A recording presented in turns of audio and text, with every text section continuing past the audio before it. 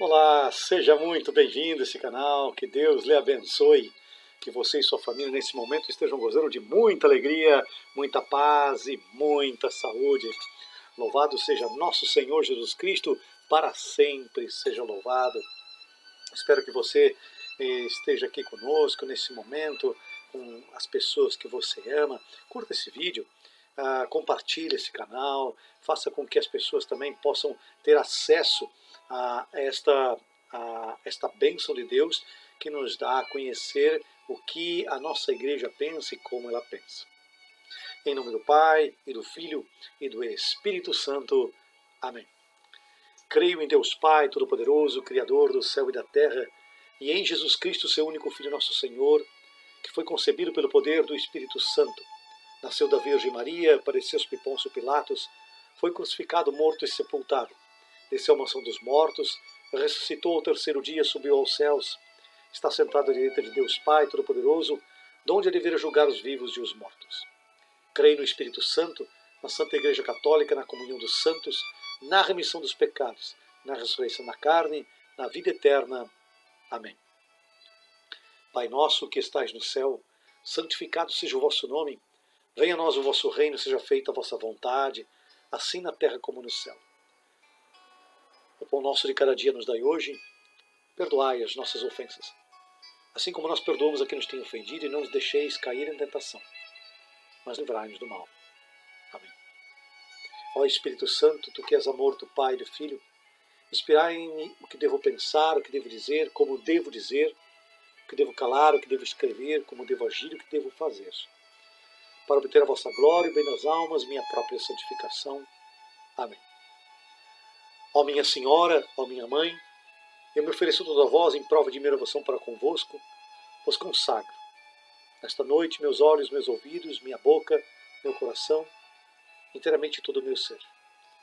E porque assim sou vossa incomparável Mãe, guardai-me e defendei-me como filho e propriedade vossa. Amém. O evangelho deste domingo será sobre as bem-aventuranças. Isso me fez também pensar sobre esse tema, e eu pensei como seria interessante também produzir uma música sobre esse tema. E foi o que eu fiz, né? Eu produzi uma música que se chama As Bem-aventuranças, né? E quero cantar para vocês aqui agora.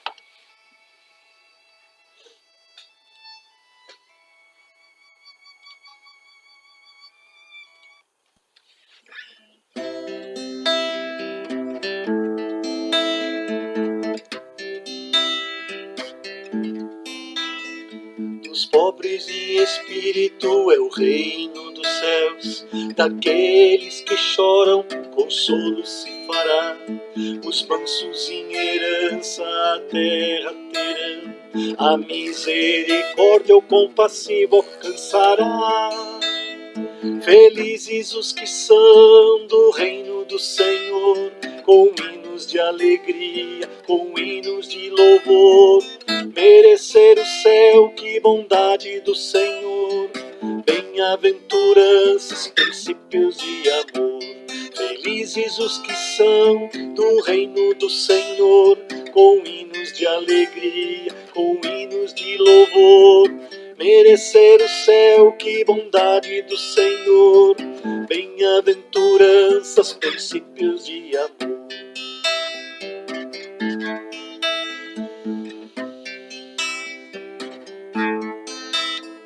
Com fome e sede de justiça se fartarão, promovedores da paz, filhos de Deus se chamarão.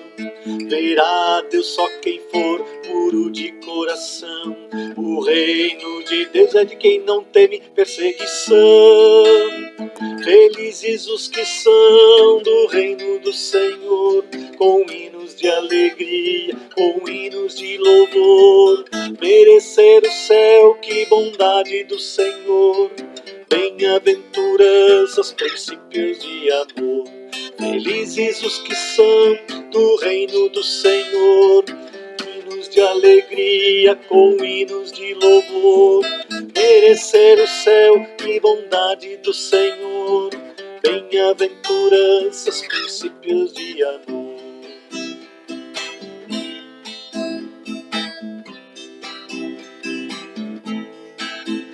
Alegrai e exultai, bendizei ao nosso Deus.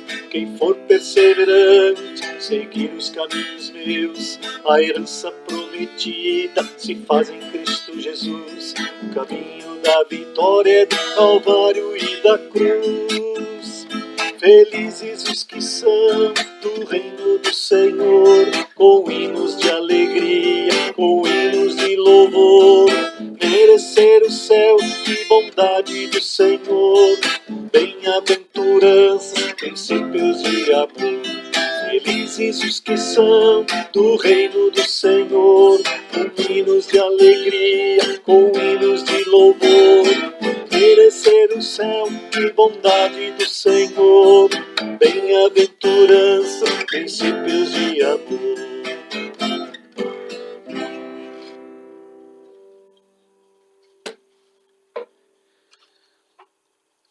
Hoje o nosso tema é a resposta do homem a Deus. Vimos que pela sua revelação, Deus, na riqueza do seu amor, nos convida à comunhão com Ele. Essa resposta somente pode ser dada pela fé. Pois é por ela que nos submetemos a Deus, nos submetemos à sua inteligência e também à sua vontade com todo o nosso ser. Essa obediência na fé implica em voluntariamente estar atento à palavra. Estar atento à palavra quer dizer estar atento à verdade, que é Jesus Cristo. Temos vários modelos de fé, como Abraão, Elias e outros tantos. Porém, a mais perfeita realização da fé está em Maria, a mãe de Jesus. Vamos ler na carta aos Hebreus que há um enorme elogio de fé de nossos antepassados, e de maneira particular na pessoa de Abraão. Pela fé, Abraão obedeceu ao chamado de Deus e partiu para uma terra que viria a receber como herança. Partiu sem saber para onde ia, conforme Hebreus 11:8. E pela fé viveu como estrangeiro e peregrino na terra prometida, tendo Sara recebido a graça de conceber um filho em sua velhice, o filho da promessa, Isaque. Filho esse, oferecido em sacrifício também pela fé, e da mesma forma, impedido pelo anjo, e juntamente com Abraão, reconstituído também como pai de uma grande nação. Hebreus 11:1 vai nos falar: a fé constitui a garantia dos bens que se esperam e a prova de que existem as coisas que não se veem. Abraão acreditou em Deus e tornou-se o pai de todos os crentes, segundo Romanos 4:11 e 18. Ninguém, no entanto, foi como Maria, a Virgem de Nazaré, que realizou a mais perfeita obediência da fé. Pois nessa fé, na promessa do Pai, Maria acolheu o anúncio trazido pelo anjo Gabriel, crendo incansavelmente e poderosamente que, para Deus, nada é impossível. Lucas 1:37. Eis aqui a serva do Senhor, faça-se em mim segundo a tua palavra, Lucas 1:38. Nesta frase é confirmado o sim de Maria. Frase essa que todos nós deveríamos repetir a fim de alcançarmos acesso à vida eterna. E foi em virtude desta fé que todas as gerações a proclamarão e a proclamam bem-aventurada. Sua fé jamais vacilou. Maria nunca deixou de crer no cumprimento da palavra de Deus. Por isso, a Igreja a venera em Maria a mais pura realização da fé. A fé é, portanto, uma adesão pessoal do ser humano a Deus. E enquanto adesão pessoal a Deus e admissão à verdade por ele revelada, a fé cristã difere da fé numa pessoa humana. Por isso que é preciso confiar totalmente e unicamente em Deus e crer absolutamente no que Ele diz, pois isto é justo e bom. Crer em Deus é crer também naquele que Ele enviou, porque Ele próprio é Deus, Jesus Cristo, o Verbo feito carne. A Deus nunca ninguém o viu. O Filho unigênito que está no seio do Pai é que o deu a conhecer. João 1,18. E da mesma forma, crer no Espírito Santo, que revela aos homens quem é Jesus. Porque ninguém é capaz de dizer Jesus é Senhor, a não ser pela ação do Espírito Santo. 1 Coríntios 12,3. Só Deus conhece inteiramente Deus. O Pai, o Filho e o Espírito Santo. O único Deus vivo e verdadeiro. A fé é graça, um dom de Deus, uma virtude sobrenatural infundida por Ele. A fé é um ato humano que somente é possível pela graça e pelos auxílios interiores do Espírito Santo. Esse ato humano não é contrário nem à liberdade e nem à inteligência do homem, pois a sua confiança em Deus adere às verdades por Ele reveladas. Na fé, a inteligência e a vontade humanas cooperam com a graça divina, ou seja, crer é o ato da inteligência que presta o seu assentimento à verdade divina, por determinação da vontade, movida pela graça de Deus.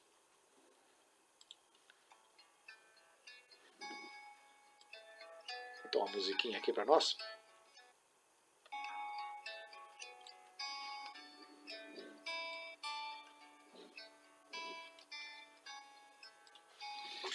Cremos pela autoridade do próprio Deus revelador, que não pode enganar-se nem enganar-nos, dando-nos mostragem dessa autoridade pelos milagres de Cristo e dos santos. As profecias, a propagação e a santidade da igreja, a sua fecundidade e estabilidade, ou seja, são sinais da revelação adaptados à inteligência de todos nós, mostrando que a nossa aceitação da fé não é mero movimento cego no espírito. É inerente à fé o desejo daquele que acredita conhecer melhor ao Deus que nos criou e compreender melhor o que ele revelou, pois a graça da fé abre os olhos do coração, conforme Efésios 1,18. Santo Agostinho nos disse: eu creio para compreender e compreendo para crer melhor. E aqui me reporto ao Catecismo, no número 159, onde diz o seguinte: embora a fé esteja acima da razão, nunca pode haver verdadeiro desacordo entre ambas. O mesmo Deus, que revela os mistérios e comunica a fé, também acendeu no espírito humano a luz da razão. E Deus não pode negar-se a si próprio, nem a verdade pode jamais contradizer a verdade. É por isso que a busca metódica em todos os domínios do saber, se for conduzida de modo verdadeiramente científico e segundo as normas da moral, jamais estará em oposição à fé. As realidades profanas e as da fé encontram a sua origem num só e mesmo Deus.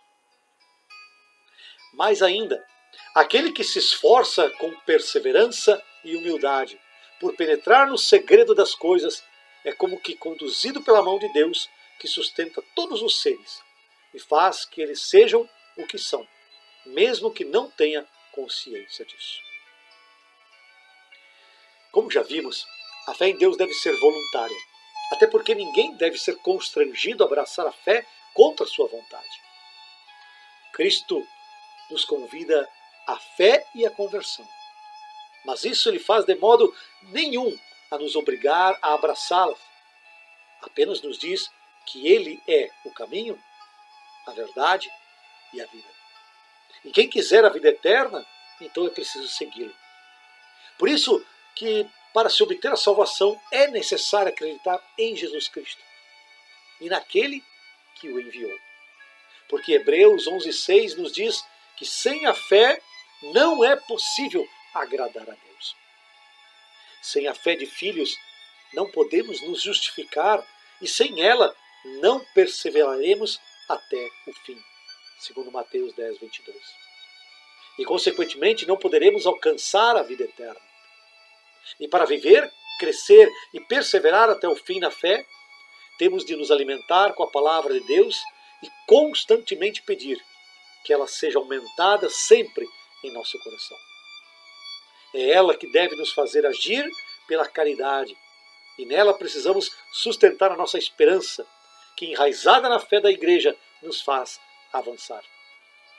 A fé é o princípio da vida eterna.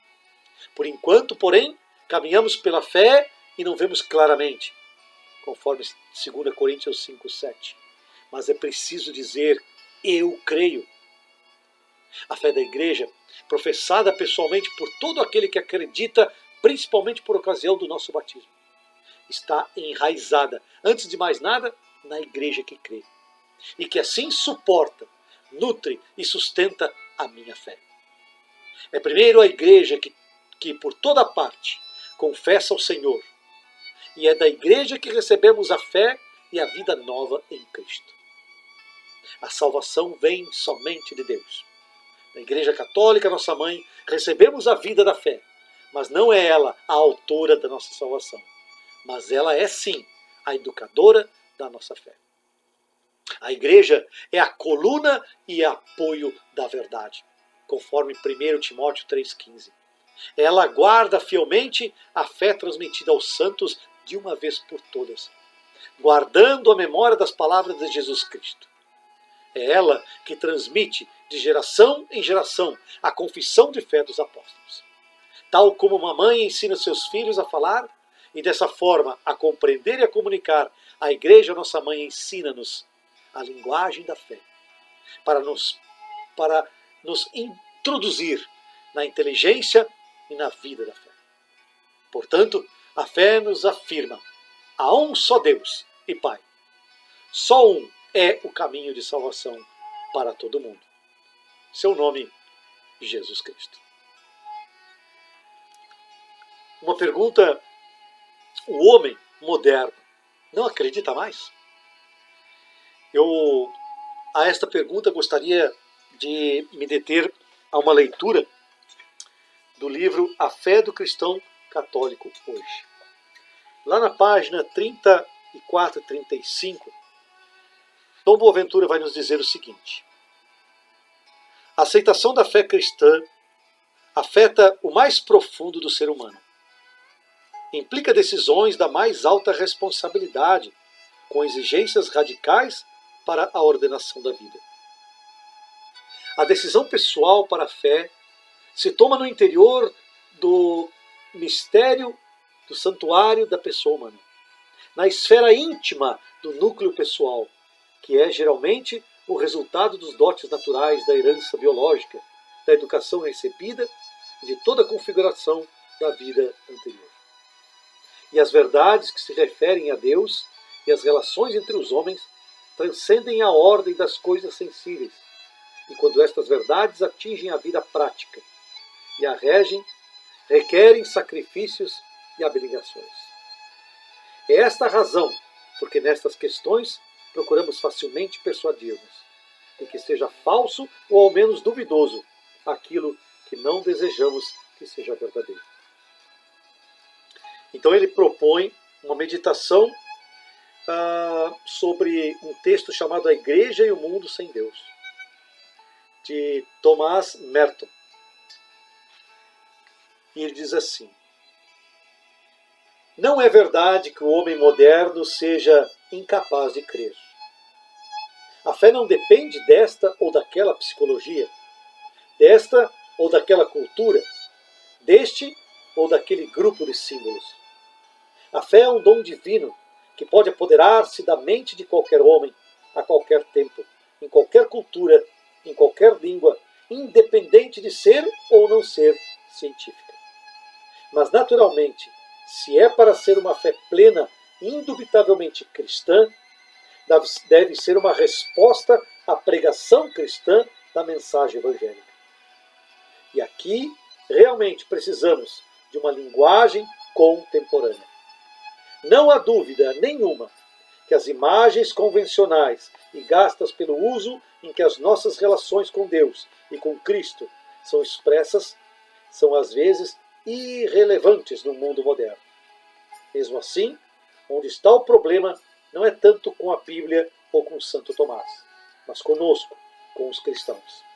Se realmente penetrássemos nessas verdades, se realmente as vivêssemos em nossa vida contemporânea, elas se transformariam naturalmente em termos que tocariam o nosso irmão contemporâneo. Em outras palavras, o que se requer de nós não é tanto que descartemos todos os símbolos de revelação bíblica e toda a terminologia tradicional de nossa fé para substituí-las por um jargão pseudocientífico ou religioso que seria, no melhor dos casos, válido para os próximos 20 anos. O que se requer dos cristãos é que desenvolvam uma consciência inteiramente moderna e contemporânea, onde a sua experiência de homens do nosso tempo se integre com a sua experiência de filhos de Deus, redimidos por Cristo. Esta leitura magnífica. E quem não acredita em Deus? As pessoas às vezes falam isso. Aqui o Frei Peter Madras vai nos revelar algumas coisas, lá na página 49 do livro Fé e Escritura, onde ele vai dizer o seguinte: o Criador, a existência de Deus. O Salmo 53 já nos diz: o tolo diz no seu coração, não existe Deus. A mente humana não nega a existência de Deus. Literalmente, Deus está no seu coração. O tolo disse que não existe Deus. A razão é, se o coração se corrompe, pode levar à corrupção da mente, a qual, por sua vez, começa a temer a existência de Deus e, portanto, o nega. Ou seja, a negação da existência de Deus está na verdadeira possibilidade de temor de Deus, do próprio, de saber que Deus é quem Ele é. O homem não começa duvidando da existência de Deus, a não ser quando seu coração fica marcado pelo vício. E finalmente gostaria de perguntar: a matéria é capaz de entender o mundo das plantas? A resposta é não. As plantas são capazes de entender o mundo dos animais? A resposta também é não. Os animais são capazes de entender o mundo do homem? De novo, a resposta é não. Todos esses são diferentes níveis na escala das criaturas. Portanto, como você ou qualquer pessoa pode esperar que o ser humano, que é uma criatura, entenda o seu Criador? Por outro lado, o universo é mais organizado que um relógio. É impossível que ele esteja funcionando com tão perfeita ordem e disciplina sem a supervisão de um operador divino que organiza cada um e todo o mínimo detalhe. É necessário que haja um construtor e um arquiteto para fazer com que ele permaneça de pé. Deus foi o primeiro dos filósofos, o primeiro arquiteto e geômetra, quando disse a Moisés: eu sou quem sou. A mim não foi dada existência por ninguém, e eu dei existência a tudo. Criei a matéria, portanto sou a causa da sua existência. Criei o movimento do universo, portanto sou o primeiro operador. Dei a vida, portanto sou o primeiro ser vivo. Dei a humanidade e o pensamento, portanto sou o primeiro pensador. Mas se por qualquer razão a voz de Deus deixe de ser ouvida, é apenas porque o coração se bloqueia contra ela, como resultado de corrupção e vício. Lemos em Romanos 1, 19 e 22 como os pagãos ou não crentes devem ser censurados por não conseguirem conhecer o Deus Todo-Poderoso, através da criação que reflete suas qualidades através da ordem, beleza e perfeição. Porque o que se pode conhecer de Deus é manifesto entre eles, pois Deus o revelou. Sua realidade invisível, seu eterno poder e sua divindade, tornou-se inteligível desde a criação do mundo, através das criaturas, de sorte que não tem desculpa, pois tendo conhecido a Deus, não o honraram como Deus, nem lhe renderam graças. Eles se perderam em vãos arrazoados em seu coração insensato. Ficou nas trevas, jactando-se de possuir a sabedoria. Então, tornaram-se tolos. Conforme Atos dos Apóstolos, capítulo 17, versículos 27 a 28. Queridos, esta foi, então, a nossa atividade em relação à resposta do homem a Deus, que aqui nós nos propomos estudando o Catecismo da Igreja Católica. Meu irmão, minha irmã, muito obrigado e o Senhor te abençoe e te guarde, o Senhor te mostre a sua face e conceda de sua graça, o Senhor volva o seu rosto para ti e te dê a paz. Em nome do Pai, do Filho e do Espírito Santo.